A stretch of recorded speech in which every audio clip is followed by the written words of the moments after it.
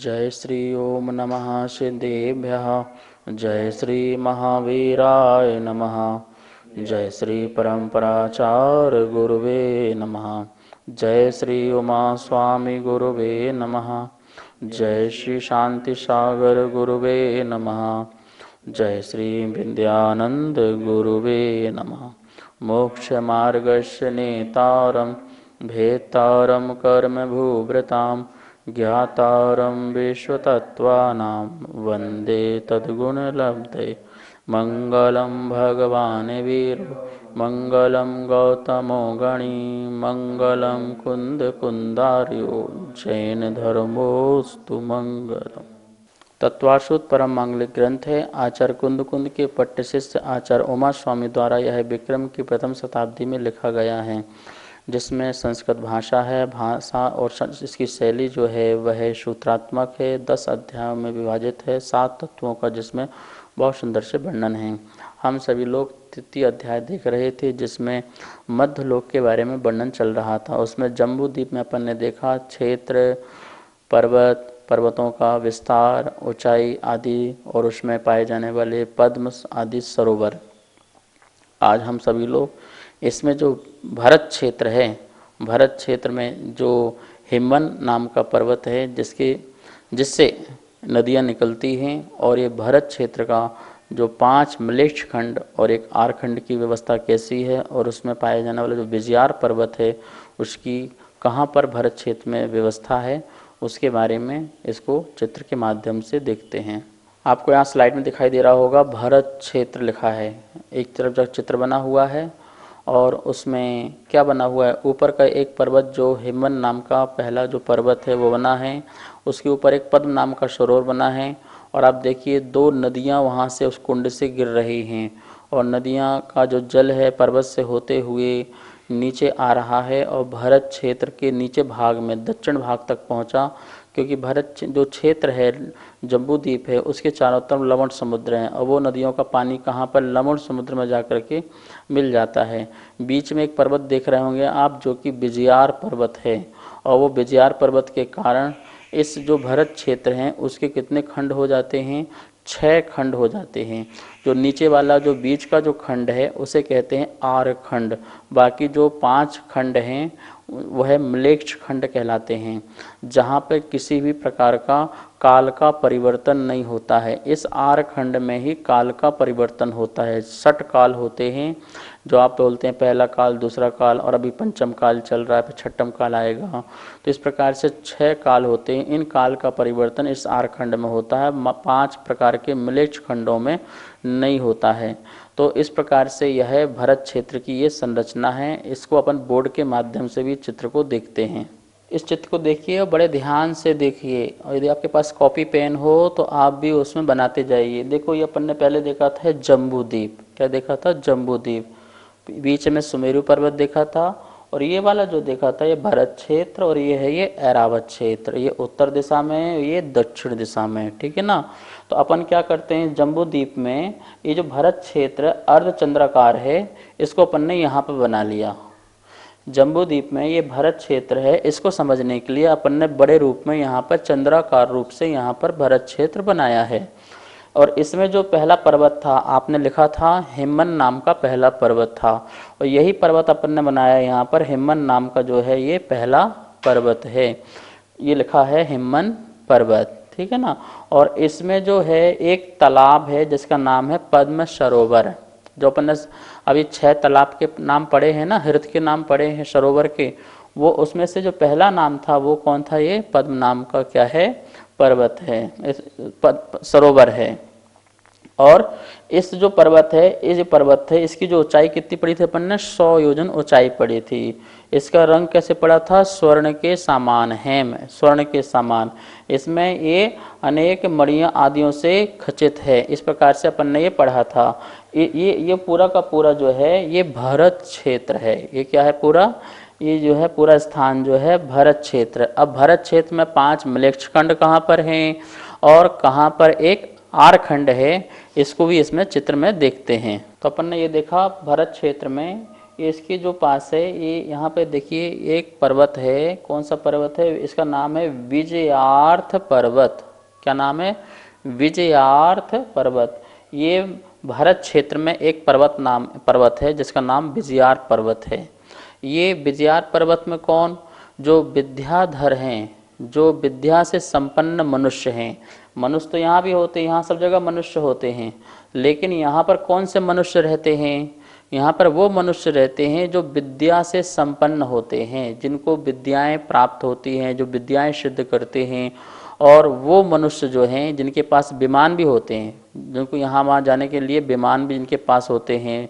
तो ऐसे विद्या संपन्न जो मनुष्य हैं, वो मनुष्य जो हैं ये विजयार पर्वत में रहते हैं। इस विजयार पर्वत की कैसे संरचना होती है? तो इसको आप समझिए कि इसकी दो श्रेणियाँ होती हैं। दो श्रेणियाँ इसकी होती हैं, जिसे अपन स्लाइड के माध्यम से देख सकते हैं। विजयार पर्वत लिखा हुआ है, जो भरत क्षेत्र, ऐरावत क्षेत्र और विदेश क्षेत्र में जितने भी उपविदेय हैं उनको दो भागों में बांटने वाला जो पर्वत का नाम है, उसका नाम है विजयार्थ पर्वत। और यह विजयार्थ पर्वत जो होता है, ये एक्चुअल जो अपन ने बोर्ड में बनाया वैसा नहीं होता। इसकी जो श्रेणियाँ होती हैं, जो पहला जो विजयार्थ पर्वत का नीचे का स्थान होता है वो 50 योजन होता है। दूसरा जाकर के फिर वो हो जाता है 30 योजन का, आगे जाकर हो जाता है वो 10 योजन का। इस प्रकार से ये विजयार्थ पर्वत इस प्रकार से है, ठीक है ना। इसमें श्रेणियाँ हैं, पहली श्रेणी, दूसरी श्रेणी और अंतिम श्रेणी। जो पहली श्रेणी है, आप यहाँ पे चित्र में दिखाई दे रहा होगा, आपको चित्र में स्पष्ट बना हुआ कैसा विजयार्थ पर्वत दिखाई दे रहा है। आप देखिए पहली जो श्रेणी है वो 10 योजन ऊपर जाकर के है। कितना है?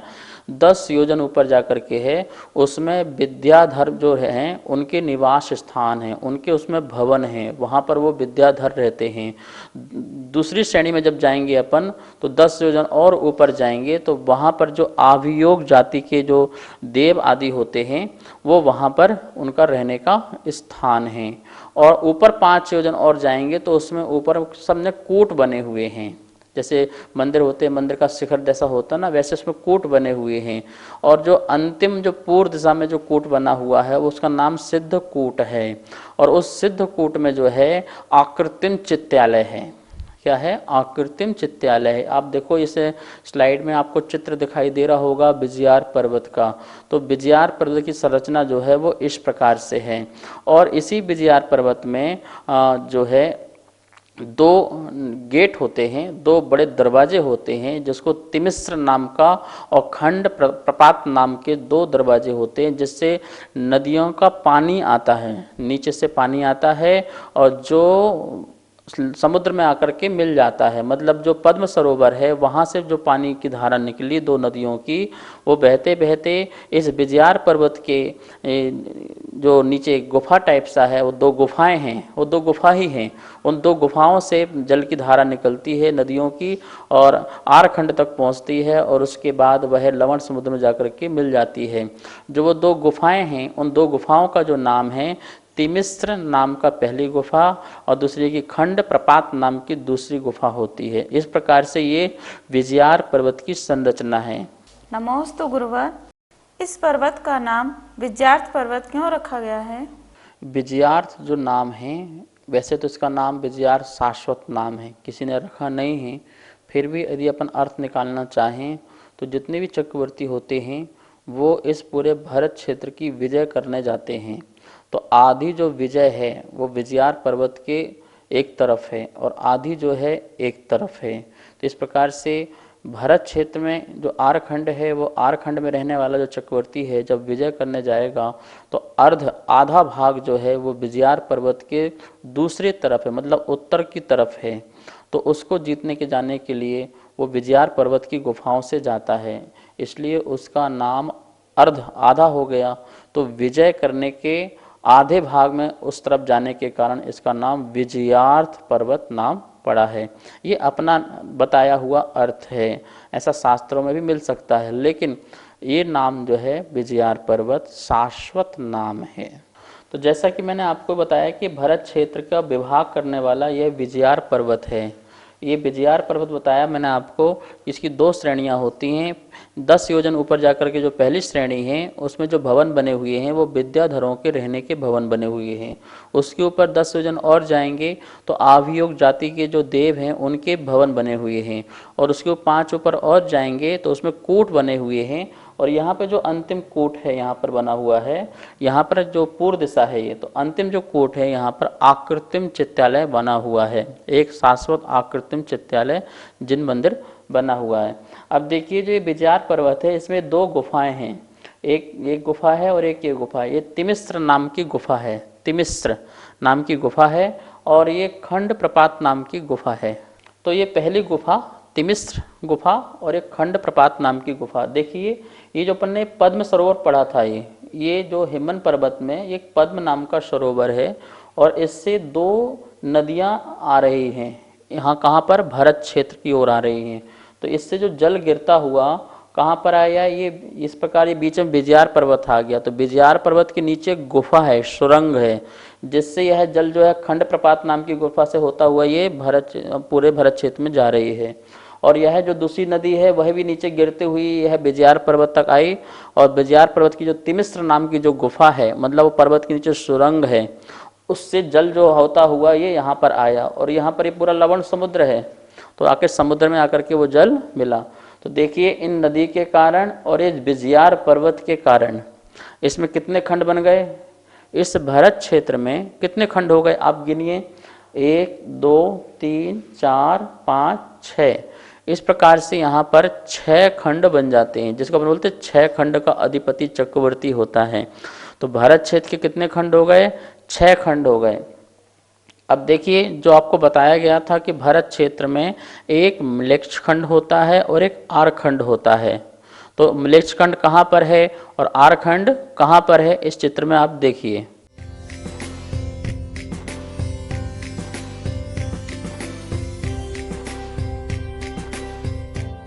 तो इस भरत क्षेत्र में विजयार पर्वत के कारण और 2 नदियों के कारण क्या हो गया, यहाँ पर 6 खंड बने। पहला बना आर खंड, ये आर खंड पहले बना, और ये 5 म्लेच्छ खंड। देखिए एक म्लेच्छ खंड यहाँ पर है, दूसरा म्लेच्छ खंड यहाँ पर है, तीसरा म्लेच्छ खंड यहाँ पर है, चौथा म्लेच्छ खंड यहाँ पर है और 5वां म्लेच्छ खंड यहाँ पर है। इस प्रकार से 5 म्लेच्छ खंड और एक आर खंड, यह भरत क्षेत्र में 6 खंड बन जाते हैं, मतलब 6 विभाग हो जाते हैं। नमोस्तु आचार्य श्री। इस भरत क्षेत्र में भारत, अमेरिका, चीन, जापान आदि देशों का स्थान कहाँ पर है? वर्तमान में जो भी हमें देश के नाम पता हैं या जानकारी में हैं, जैसे अमेरिका है, जापान है, रशिया है, हिंदुस्तान है, भारत मतलब, और भी चाइना आदि जितने भी देश हैं, और इसके अलावा जितने भी समुद्र हैं, उप समुद्र हैं, ये सभी के सभी जो हैं इसी आर खंड में होते हैं। भारत क्षेत्र का जो आर खंड है, जो आपको मैंने 5 म्लेच्छ खंड निकाल दीजिए, उसमें जो आर खंड है उस आर खंड में ही इनका अस्तित्व पाया जाता है, इनका स्थान यहीं पर पाया जाता है। अभी तो बहुत कुछ खोजने की ज़रूरत है, बहुत रहस्य अभी छुपे हुए हैं जो साइंस की नज़र में नहीं हैं। विज्ञान जो है एक अन्वेषण करता है, एक खोज करता है और खोजते खोजते आगे तक पहुंचता है। लेकिन जो सर्वज्ञ का जो ज्ञान है वो महासाइंस है, जो सब कुछ जो है जैसा है उसको वह ज्ञान के माध्यम से हम सबको बताते हैं। तो आप इस बात का ध्यान रखें कि जितना साइंस अभी बता रहा है वर्तमान का, उतना ही पूर्ण सत्य है ऐसा नहीं है। अभी तो बहुत कुछ सत्य के पर्दे निकलने की अभी ज़रूरत है। शास्त्रों में तो सब कुछ बता ही दिया गया है। तो इस बात का भी ध्यान रखना कि जितने भी अभी वर्तमान में देश हैं वो सभी के सभी आर खंड में ही हैं। तो ये पूरा जो भारत क्षेत्र है इसका जो विस्तार है 526 6/19 योजन होता है। और जो ये आर खंड देख रहे हैं अपन, इस आर खंड में ही जो वर्तमान में जितने भी देश और जो उप समुद्र आदि हैं वो सभी समुद्र इसमें पाए जाते हैं। लवण समुद्र तो महासमुद्र है, ठीक है ना, लेकिन जितने भी अभी समुद्र आपको दिखाई दे रहे हैं और देश दिखाई दे रहे हैं ये सब आर खंड में ही हैं। तो आर खंड ही जब इतना बड़ा है तो सोचिए कि ये पूरे जम्बूद्वीप कितना बड़ा होगा, फिर अन्य द्वीप कितने बड़े होंगे। तो आप एक कल्पनातीत आपके विचारों के हैं। तो इस प्रकार से हम अपना सच्चा ज्ञान समझें, सच्ची बात को समझें, जिससे हमें सच्चा नॉलेज हो और उसके माध्यम से हमें सर्वज्ञता पर किसी प्रकार की कोई शंका पैदा ना हो, किसी प्रकार का संदेह पैदा ना हो। सर्वज्ञ का ज्ञान जो है वो सत्य होता है और सही होता है। साइंस का जो ज्ञान है हम उसे असत्य नहीं कहते हैं, साइंस के ज्ञान को हम बोलते हैं अपूर्ण ज्ञान कहते हैं। वो अभी खोज का विषय है, जितना जितना खोजते जाएंगे और नई नई चीज़ें निकल के सामने आती जाएंगी। ये जो गंगा सिंधु नदी है, जो वर्तमान में जो गंगा सिंधु नदी है वो नदी नहीं है, वो ये महानदियाँ हैं। और जो गंगा सिंधु वर्तमान में जो है वो तो आरखंड में बहने वाली और भी नदियां हैं, उसी में से एक नदी गंगा और सिंधु है, ठीक है ना। तो इस प्रकार से इस भरत क्षेत्र में अपन ने देखा कि 5 मलेच्छखंड, 1 आरखंड, बीच में विजयार पर्वत और इस विजयार पर विद्याधरों का निवास, इसमें भी मनुष्य आदि तिरंचों का निवास। इन सब में मनुष्य और तिरंच आदि रहते हैं। जो आरखंड इसलिए नाम पड़ा है क्योंकि यहाँ पर आर पुरुष आदि रहते हैं, जो धर्म ध्यान आदि करने के भाव आदि रखते हैं, इसलिए आर पुरुष हैं। और यहाँ के जो मनुष्य आदि जो हैं वो किसी प्रकार का आचार विचार इनका अच्छा नहीं रहता है और ना ही ये धर्म कर्म पर विश्वास रखते हैं, इसलिए ये मिलेच्छ खंड कहलाता है। मिलेच्छ एक प्रकार से गाली भी दी जाती है कि तू बहुत मिलेच्छ है, अर्थात तुझे कुछ भी नहीं आता है, कुछ भी तू आचार विचार तेरे नहीं हैं। देखिए यहाँ पर एक पर्वत होता है वृषभगिरी। कौन सा पर्वत होता है? वृषभगिरी। इस पर्वत यहाँ पर होता है जब भरत चक्रवर्ती 6 खंड को जीतता है और लास्ट में यहाँ पहुँचता है, तो ये वृषभगिरी पर्वत में अपना वहाँ पर नाम अंकित करता है। और इसमें नाम अंकित वो कांकणी विद्या से करता है, कांकणी विद्या से दूसरे का नाम हटा करके और अपना वहाँ पर नाम लिखता है। सोचिए उस पर्वत में मतलब इतने नाम लिखे हैं, इतने चक्रवर्ती हो गए हैं कि वहाँ उस पर्वत में नाम लिखने की जगह नहीं है, और ऐसे उस पर्वत में वह अपना नाम लिखता है दूसरे का नाम मिटा करके। महानुभाव, संसार की यह विचित्रता है कि हम दूसरे का नाम हटा करके अपना नाम लिखना चाहते हैं, जबकि नाम सब कुछ यहीं रख जाएगा। हमें आध्यात्मिक जीवन जीना चाहिए। ये सब पढ़ने के माध्यम से हमें पता चलना चाहिए 6 खंड जीतने के बाद भी वो क्या ले जाता है अपने साथ। क्या परिवार ले जाता है? 6 खंड ले जाता है। क्या सोना चांदी ले जाता है चक्रवर्ती? 6 खंड जहाँ की तहाँ पड़ा रह जाता है। उसको भी संसार का त्याग करना पड़ता है, मुक्ति पाना है, परम सुख पाना है, परम आनंद पाना है। हम तो अभी 1 खंड के भी अधिपति नहीं हैं, ठीक है ना।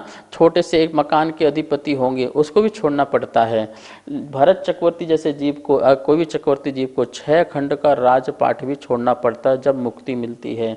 और एक बात ध्यान रखना, जो चक्रवर्ती होते हैं वो 6 खंड के अधिपति होते हैं, और जो नारायण प्रतिनारायण होते हैं वो 3 खंड के अधिपति होते हैं, 2 म्लेच्छ खंड और 1 आरखंड। तो इस प्रकार से वह 3 खंडों के अधिपति कहलाते हैं।